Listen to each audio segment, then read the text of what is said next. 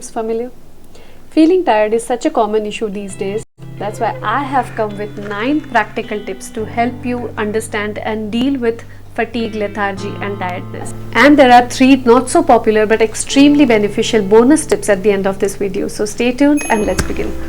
This took me so long to realize that those morning cup of coffee boosts were also resulting in caffeine and sugar crash.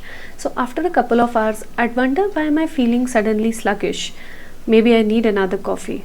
But it is very common to mistake it for actual tiredness. So beware before you go for another coffee so that you don't end up in a roller coaster ride for the day. Doom scroll. How we spend our mornings pretty much determines the mood for the entire day. So if you find yourself in a doom scroll, chances are you are going to use all that mental energy into consuming content, and then there will be little to none left when it's actual time to work.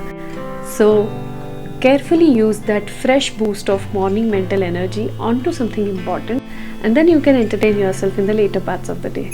Starting to complete 1 to 2 tasks releases more energy. This was such a beautiful realization because a couple of years ago it would take a lot of mental energy for me to push myself into starting to do work. But once you start completing those tasks off your list, there is a beautiful release in more mental energy and you'll find yourself being able to do more things proactively. So the more you do, the more energetic you feel.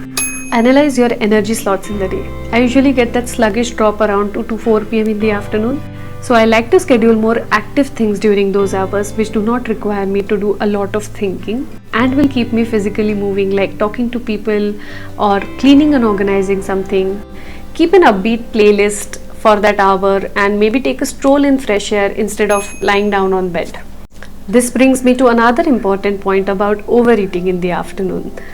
Especially if you're working from home, watch those portion sizes as you will feel lethargic after a heavy meal. And God forbid if you lie down for a while, you will only get up after a couple of hours.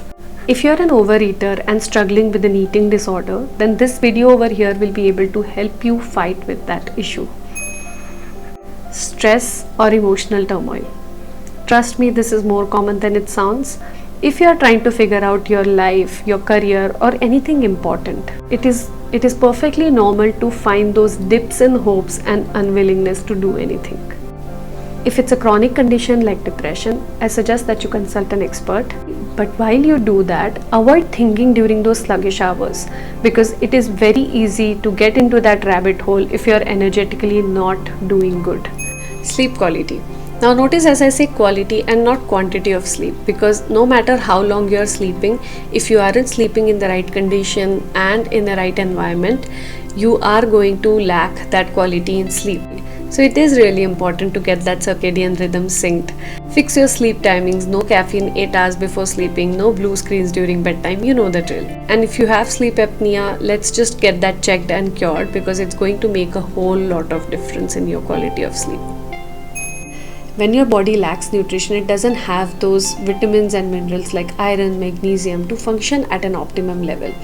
Probably you're consuming a lot of processed food or sugary drinks that can affect your energy levels and your quality of sleep.